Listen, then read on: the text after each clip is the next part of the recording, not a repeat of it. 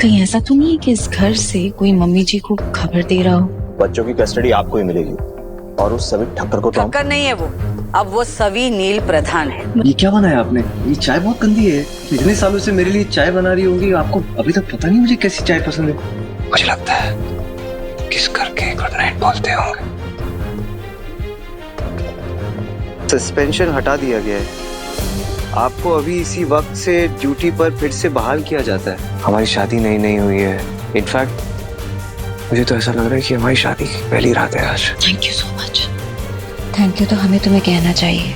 आज के एपिसोड की शुरुआत मंजरी से होती है। सभी उसे थैंक यू बोल रही होती हैं क्योंकि उसने सभी के कहने पर एक ही बार में उसके सारे सामान को नील के रूम में शिफ्ट कर दिया। लेकिन मंजरी खुद सभी को थैंक यू बोलती है क्योंकि वो उसके भाई को ठीक करने के लिए इतना बड़ा कदम उठा चुकी है और अपना घर भर छोड़कर नील के साथ रह रही है। इसके बाद सभी रेस्ट करती है, लेकिन वो अपने आप से ही बातें करने लगती है कि अगर मैं यहाँ सोई तो मुझे नील के साथ सोना पड़ेगा, और ये सोच सोच कर वो भगवान को याद करने लगती है। इसके बाद सभी बेड पर कई सारे पिल्लो रख देती है ताकि नील चाहकर भी उसके पास ना आ पाए। इतने में ही नील वहाँ आता है और बोलने लगता है, आपने सारा सामान रूम में शिफ्ट कर दिया, अब कितना अच्छा रूम लग रहा है। और जब नील की नजर जैसे ही बेड पर जाती है तो वो पिल्लो देखकर चौंक जाता है और सभी से बोलने लगता है, आप मुझे अपने से दूर रखना चाहती हो। लेकिन सभी नील की याददाश्त खोने का थोड़ा सा फायदा उठाती है और बोलती है, हम ऐसे ही सोते हैं। नील भी बेचारा यही मानता है क्योंकि उसे कुछ याद नहीं होता। इनफैक्ट नील तो सभी से बोलने लगता है कि मुझे लग रहा है ये आज हमारी शादी की पहली नाइट है। इतने में ही कियान रोने लगता है और सभी उसे चुप कराने के लिए उठा ही रही होती है तो नील उसे रोक लेता है और खुद कियान को चुप कराने की बातें बोलने लगता है। पर सभी नील को मना करती है कि आपसे नहीं चुप होगा, लेकिन नील कियान को उठा लेता है और घूम घूम कर उसे चुप कराने की पूरी कोशिश करता है। तभी सभी भी अपने मन में सोचती है कि नील को असलियत पता ही नहीं है। असल में ये बेटा उसका है ही नहीं, ये तो रजत का बेटा है। वहीं नील भी कियान को असली बाप की तरह प्यार करके चुप करा देता है। सभी थोड़ी चौंकती है।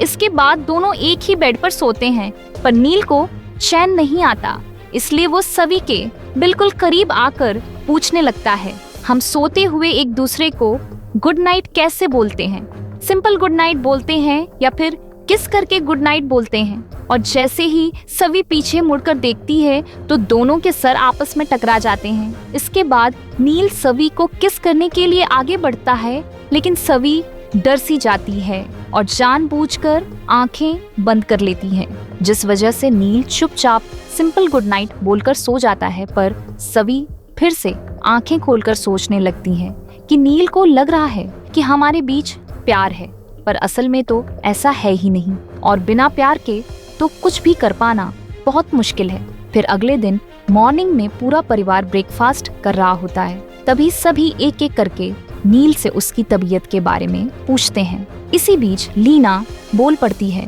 कि आज मेरा बेटा कितने दिनों के बाद मेरे साथ बैठकर नाश्ता करेगा, और नील इसी बात को पकड़ लेता है और बोलने लगता है, कितने दिनों बाद मतलब मैं तो हॉस्पिटल में एक ही दिन के लिए था। पर असलियत तो ये है कि नील ने तेजस्विनी के मरने के बाद से ठीक से घर वालों से बात तक नहीं की, तो साथ खाना खाना तो बहुत दूर की बात है। पर इस बात को किसी तरह विनोद और भूषण मिलकर संभाल लेते हैं और बोलते हैं, तू अपने पेशेंट के साथ इतना ज्यादा बिजी होता है कि साथ बैठकर नाश्ता करता ही नहीं है। इसके बाद नील समझ जाता है कि उसकी आई ऐसा क्यों बोल रही थी। तभी नील की नजर सई पर जाती है और वो उससे अपने पास बुलाकर नाश्ता करवाने लगता है। और इसी बीच नील सभी से अच्छी सी स्पेशल वाली चाय बनाने को बोलता है। सभी चाय बनाने तो चली जाती है, लेकिन उसे पता ही नहीं होता कि नील किस तरह की चाय पसंद करता है। और वहीं सही अब नील को पूकी अंकल की जगह पूकी बाबा बोलती है, जिसे सुनकर नील के दिल को सुकून सा आ जाता है और दोनों एक दूसरे को पराठे खिलाते हैं। सई को इतने ज्यादा पराठे अच्छे लगते हैं कि वो लीना को आंटी बोल के पराठों की तारीफ करने लगती है। पर नील सई को बोलता है, ये कोई आंटी नहीं है, ये तो तुम्हारी आजी है, यानी कि दादी। इसी सब के बीच सई अपनी और सवी की बातें छेड़ देती हैं और बोलती है, जब हम पहली बार मुंबई में मिले थे तो परी मम्मा ने इतने ही टेस्टी पराठे बनाए थे। ये मुंबई वाली बात सुनकर पूरी फैमिली कंफ्यूज हो जाती है कि सई कैसे सवी से मिल सकती है, वो तो उसी की बेटी है। लेकिन असल में तो ये बेटी अशिका की होती है। अगर आपने पुराना सीजन देखा होगा तो आपको पता होगा रजत ने सवी से सिर्फ इसलिए शादी की थी ताकि वो सई का ख्याल रख सके। पर अभी ये बात प्रधान फैमिली में किसी को भी नहीं पता है। सभी लोगों को इस तरह कंफ्यूज देखकर सवी वहां आ जाती है और नील से कहने लगती है, फोन में पता नहीं क्या क्या देखकर ऐसी बातें बोल रही है, आपके ही लाड प्यार ने इसे बिगाड़ दिया है। और इसी बीच सवी नील को चाय भी देती है, लेकिन नील जैसे ही चाय पीता है तो उसे इतनी ज्यादा खराब लगती है कि वो चाय को उगल देता है और सवी पर ही चिल्लाने लगता है। तभी लीना बोलती है, तू मेरी हाथ की हमेशा चाय पीता है, इसलिए तुझे ये चाय खराब लग रही है, और तूने सवी को चाय बनाने को बोला तो वो तेरा दिल नहीं तोड़ना चाहती थी, इसीलिए मना नहीं किया। जिसके बाद लीना बोलती है, अब तेरे लिए तेरी फेवरेट अदरक और काली मिर्च वाली चाय बनाकर लाती हूँ। लीना अपने साथ सवी को भी ले जाने लगती है। तभी नील बोलता है, लग रहा कि आज तक इतने सालों में सिखाने का मौका ही नहीं मिला। साथ ही नील हंसते हुए कहता है, जल्दी सिखा दो, क्योंकि कल से मैं सिर्फ अपनी बीवी के ही हाथ की चाय पीऊंगा। ये बात सुनकर पूरी फैमिली शॉक्ड हो जाती है कि नील ऐसी बातें क्यों कर रहा है। जिसके बाद दोनों किचन में जाते हैं और लीना सवी को डांटने लगती है और बोलती है, तुम सिर्फ उसकी मदद करने आई हो तो मदद ही करो, हमारे लिए सरदर्द मत बनो।